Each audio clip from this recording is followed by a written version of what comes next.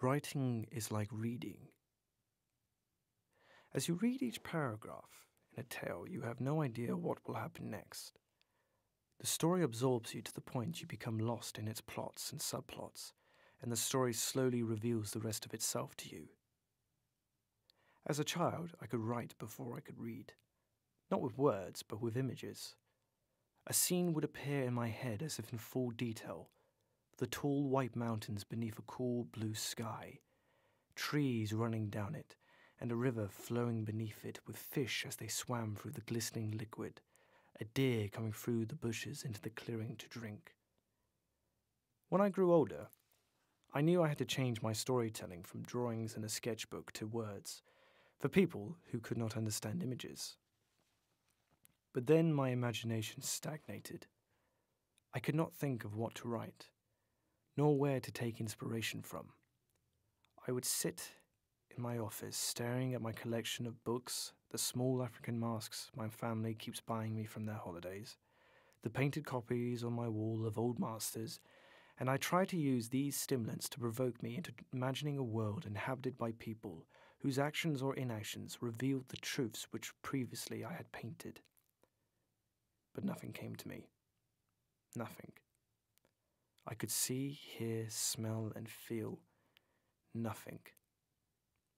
And the only thing I could taste was the cold drop of coffee at the bottom of my mug as I finished my third cup without writing a single word. The taste was as revolting as the realization that I might never be able to write something worthwhile. And so I decided that if I could not imagine a character for a story, I would make myself into that character. I began to write about myself, my thoughts, the people I encountered in my daily routines, the various things I read and watched in the news, in the hopes that eventually I would think of some plot to place this character in. I named my character Frank Miller. He was like me in almost all possible ways.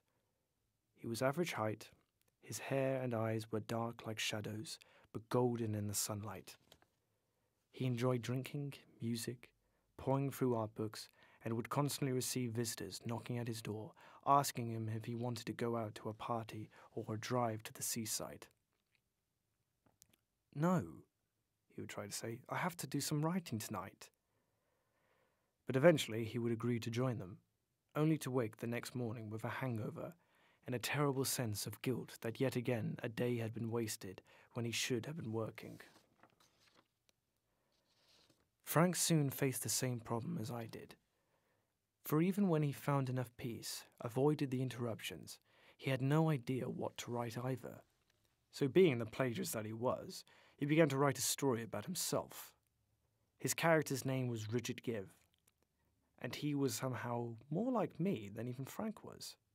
Not only was Richard a terrible drunk who smoked too many cigarettes, he had a terrible, terrible habit of doing unsuccessful flirts, chasing after women, trying to impress them with various quotations from writers he had memorized. "Shall I compare thee to a summer's day?"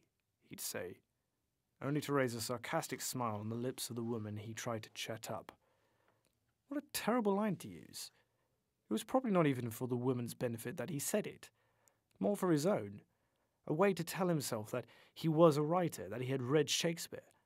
Not just Shakespeare, but Thomas More, Plato, the works of Aristotle, that he had read modern classical writers too, like Hemingway, Fitzgerald, Sartre, Kafka, Woolf, and that he read the works of Dostoevsky, Tolstoy, Chekhov, and every other Russian writer who takes 2/3 of the book to get to the fucking point. He was reminding himself that he was a reader in order to pretend that he was a writer too. Like them, even if he had nothing to write about, or he had stories in his head, only none of them were his. Frank Miller, being the lazy bastard that he was, or just not imaginative enough, decided to make Richard Give write about himself. Why did that, I wondered? If all you going to do as a writer is write about yourself, and then invent a person just like you, who does the same things as you do and so on, You're just going to write about a whole host of writers, all writing about themselves with new names and new faces, maybe in new cities with similar friends and hobbies. And all they will do throughout the book is write about another book about exactly the same thing. Richard's character was called Adam. Adam's character was called Abe. Abe decided to change his name and called himself Seth, and wrote about a character called Bloody Adolf. Adolf of all goddamn names. I sat there in my office, thinking what will happen next. If this chain doesn't break soon, this story will never change. I thought of the first character, Frank Miller, who was so similar to me that it made me think of Dostoevsky's The Double. I imagined one day coming into my office, shared by various other small companies, and wondered how the people in the next office would react if they saw someone who looked exactly like me, who dressed like me, who even had the same name as me. Surely they would flinch at such a sight and coincidence. Surely when they saw the two of us side by side, they wouldn't be able to tell us apart. How would I feel then if they could? How would I feel if they could never even notice that this man looks like me, has the exact same name as me, and acts and does the exact same things as I do? If someone came into this room right now who looked like me, had the same name as me, and as I spoke to him, revealed that he had lived the same life that I had lived, born in the same year as I, in the same village, with parents with the same names, went to a school with the same name, on holidays in the same places, who acted and thought and talked exactly like I do, what difference is there left to separate us, make us different people, make us individuals? Of course, I would know that I was me, and because I am me, that he is the double. But from his point of view, would he not just think the same thing? He has the same memories of his parents as, after all, of his friends and first loves, and he would have experienced a full life to this point when he met me, and so surely he would know that he was real and that I was the double. And as soon as I think from his perspective, I begin to doubt my own identity. I wonder if I am really me or just his double. Adolf was having a crisis of his own. He began to feel closed in, convinced that something was wrong with the way his life was playing out. It all seemed far too convenient that he was alive at this point, in this body, looking at the world from his perspective instead of anyone else's. Why had he seen the world like this? Why, in all the chaos in the universe, did chance not happen to place him in the arms of a different mother and father, to be raised in a different country, in a different day and age? He imagined walking down the streets of Pompeii and hearing the roar of the volcano as the earth shook. The sky turned black with soot, and all the people around him screamed in terror that the gods had finally decided to punish them all. Why was he not born in ancient Greece? Adolf circled the streets near his home, walking and thinking, asking himself what he could possibly write, that he had not written before. He considered his own life as a source of inspiration, but the more he thought of his own life, the less he was even sure that it was his own. He invented a character, only it was not really an invented character, but a person like himself, and wondered whether, if this character chose to write about him, Adolf, how he would do so. Would his character write in the same style as Adolf, with the same sense of wit and sophistication, drawing upon the interest as himself and making the same writing mistakes as he so often did? This thinking, this questioning about the place of his character in a book, made Adolf wonder as to his own place in his life. What if I'm a character, he thought. It's easy for me to say that if I can question my own consciousness, it must prove that I have one. But if I wrote a character, he would think exactly the same way. he would think, "Yes, I am real." I remember my summer days by the sea. I remember swimming in the ocean, and I remember once being taken by my grandfather in his boat, swimming in the cool water by the ship, and feeling something against my side. I was so terrified it was a shark. I screamed to my grandfather, who rushed, took his arm out and pulled me back onto the ship as fast as possible. But then as he pulled me up, I saw what it was that brushed against my side. It was a dolphin. It leaped out of the water before us, and I remember that moment so clearly as if time had frozen just so I could see and take in every detail. That memory would feel real to him. And the scene sounded real to Adolf too, and it was easy for him to empathize with the bewildered child, feeling he was in imminent danger, only for that danger to turn out to be nothing more than a beautiful creature of the sea. We may know, as the reader of me, of Frank, of Richard, of Adam, of Abe who called himself Seth, that this character Adolf has thought to write about is not real, that his memories, his existence are just representative of everyone else's imagination.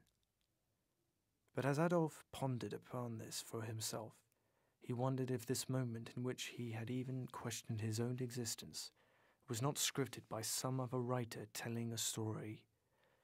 "Shut up!" he screamed to the heavens.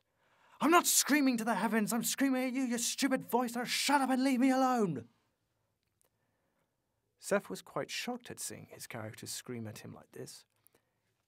He wondered how on earth this story could have come to the point where the character was arguing with the narrator.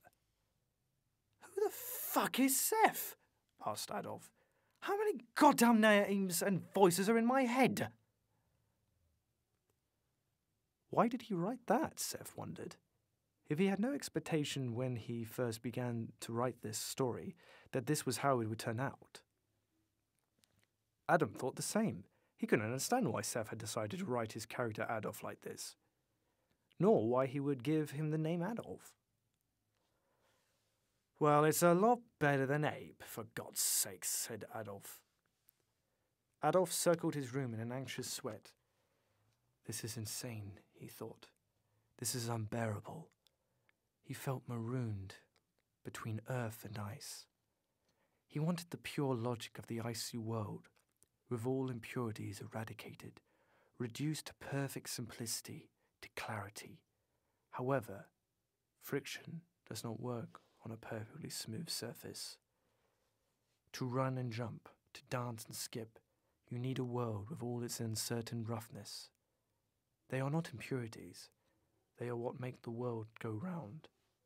But still, Adolf felt he needed the pureness of the ice. He wanted it so badly to be simple and certain, and it wasn't. It couldn't be. A pure world could never be explored, because as you take one step forward, you fall flat on your back. Adolf did not just feel marooned. He was marooned, with no way out. He could not even consider taking his own life, as this would have just been the wish and wills of his writer, and so would demonstrate nothing of his genuine free will. Please stop. Just please stop writing. Don't kill me. Don't write that I had a happy ending or a good life. Just please stop writing about me. Consider what it feels like to have all sense of freedom taken from you. Wonder what it's like and think twice before you take liberties with your own. Frank did not know what else to write. His story had taken shape somehow before him, as if it was writing itself, which in point of fact it was.